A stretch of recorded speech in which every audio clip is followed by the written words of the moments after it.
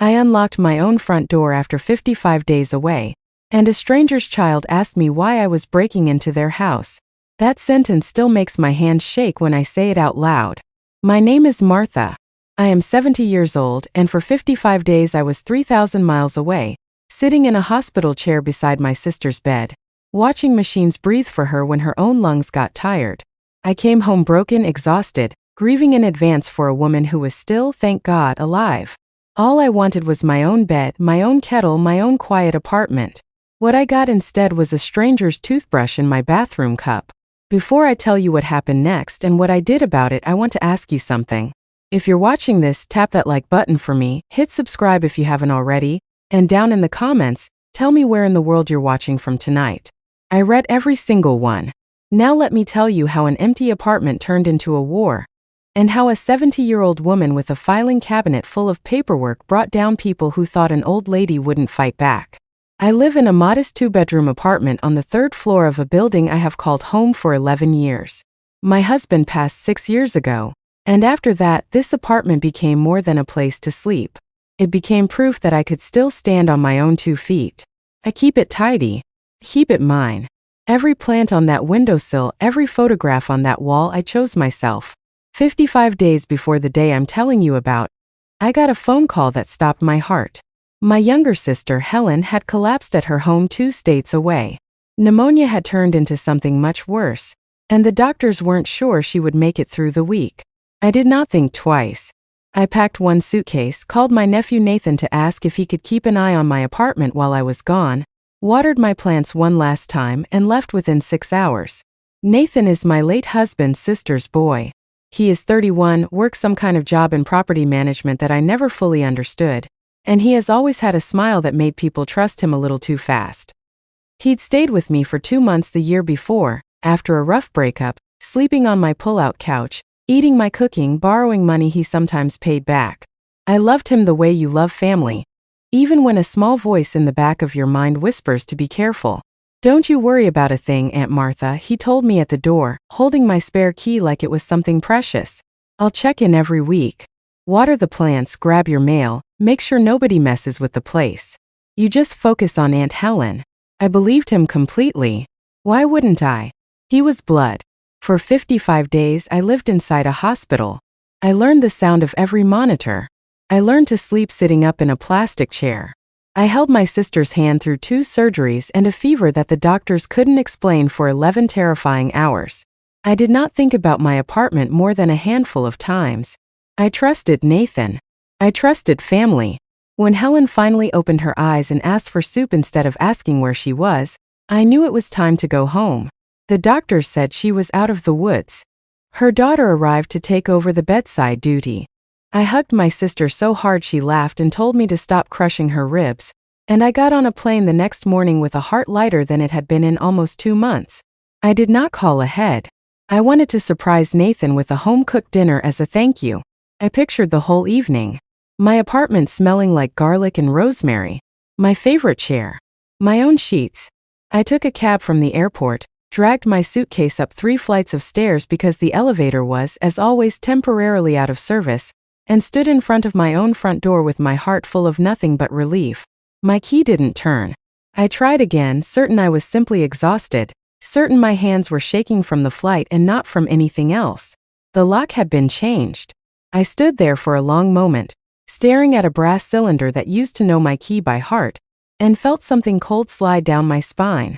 I knocked.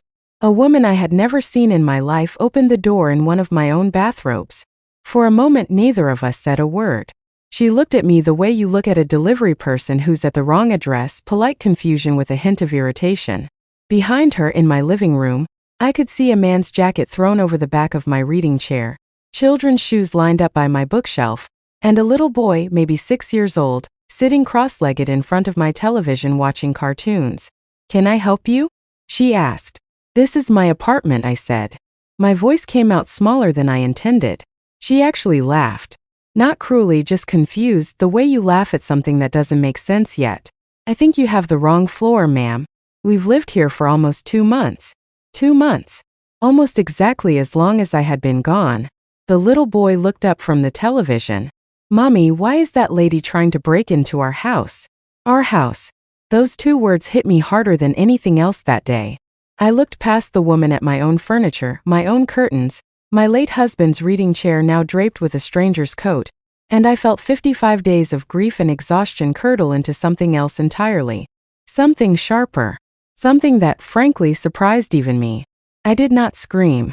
I did not cry, though God knows I wanted to.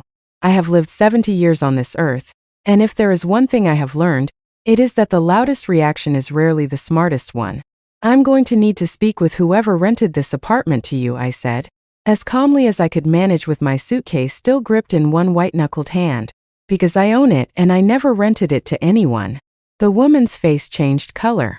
She called for her husband, a heavy-set man named Frank who came to the door wiping his hands on a dish towel, my dish towel, and the confusion on both their faces slowly turned into something like dread as I explained, calmly, that I was not confused, not lost, and not leaving. It took them a moment to produce paperwork. A lease. A month-to-month rental agreement, signed and notarized, with a security deposit of $2,000 and monthly rent of $1,400, paid faithfully every first of the month to a bank account that was not mine. The landlord's name on that lease was Nathan. I stood in the hallway of my own building reading my nephew's signature on a document that gave two strangers and their little boy the legal right, as far as they knew, to live in my home. My chest went tight. Not with sadness. With something colder and far more useful. "I am so sorry," Frank said, and I believed him. I could see it in his eyes, the particular horror of realizing you've been swindled, that you handed your family's safety and $2,000 in cash to a man who had no right to any of it. He told us his aunt had passed away and left him the apartment. He had keys. He had what looked like a deed.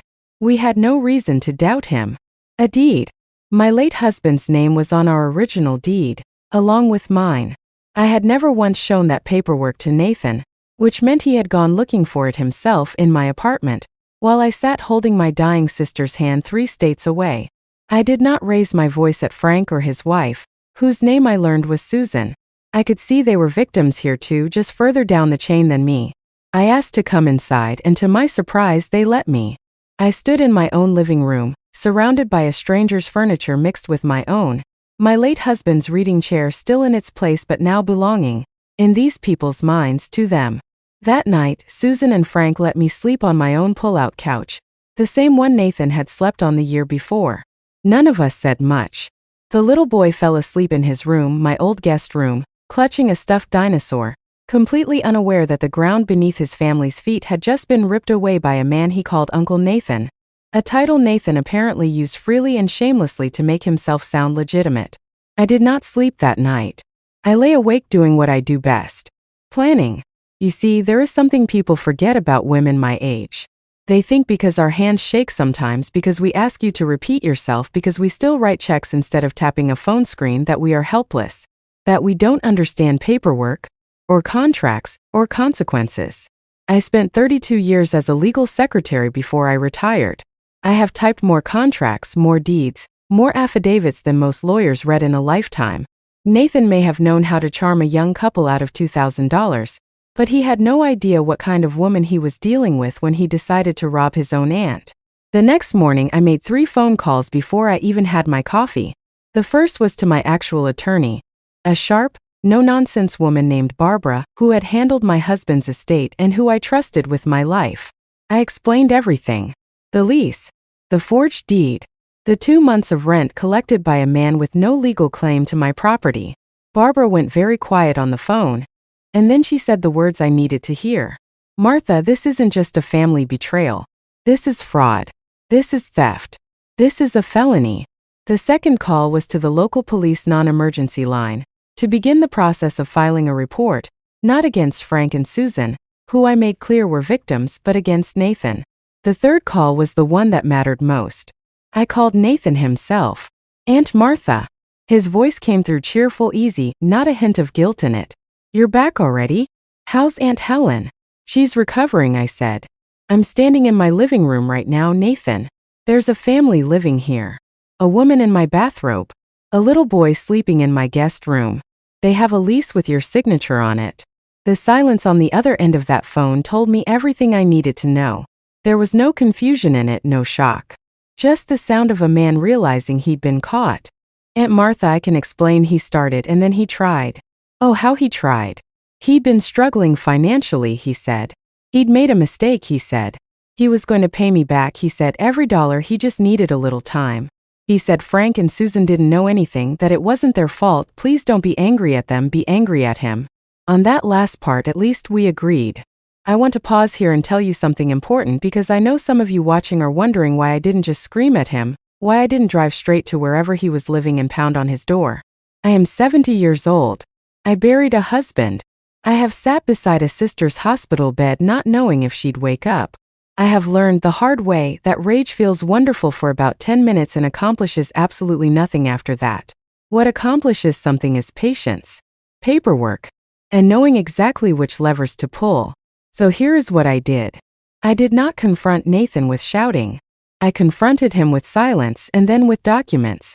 Over the following 2 weeks working with Barbara, I built a case so complete that by the time it landed on a detective's desk, there was nothing left for Nathan to argue.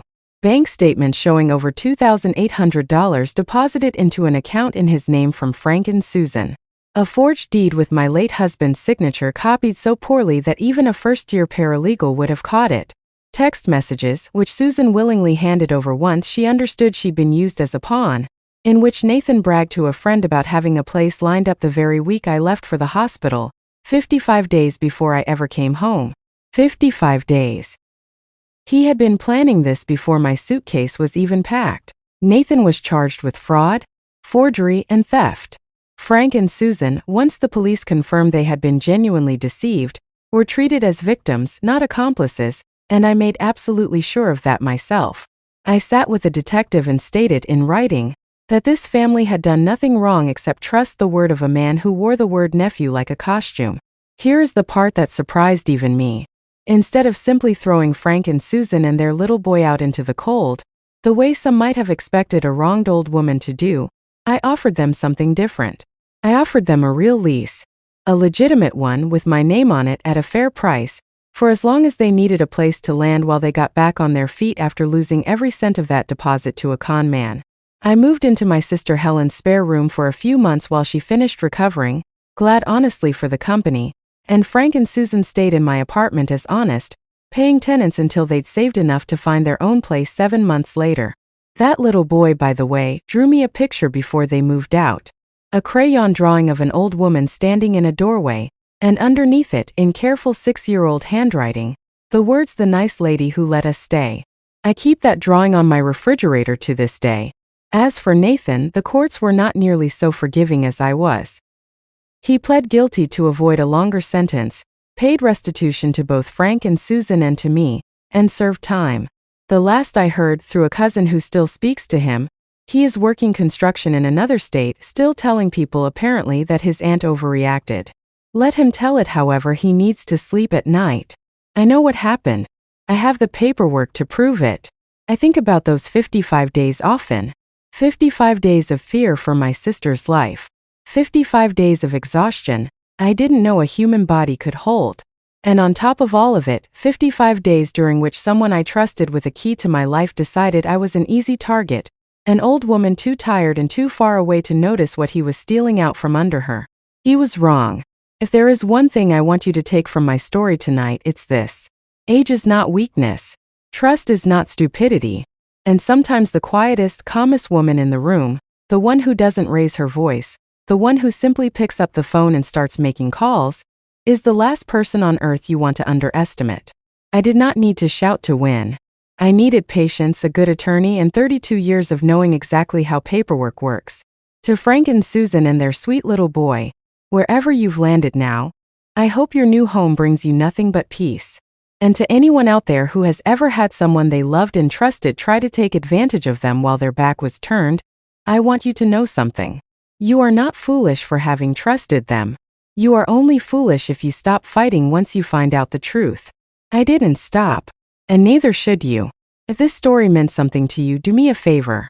Hit that subscribe button, give this video a like, and tell me in the comments if you've ever had someone in your own family betray your trust the way Nathan betrayed mine. I read every comment, and I would love to hear your story too. Thank you for sitting with an old woman and her tale tonight. Until next time, take care of yourselves and never ever underestimate the quiet ones.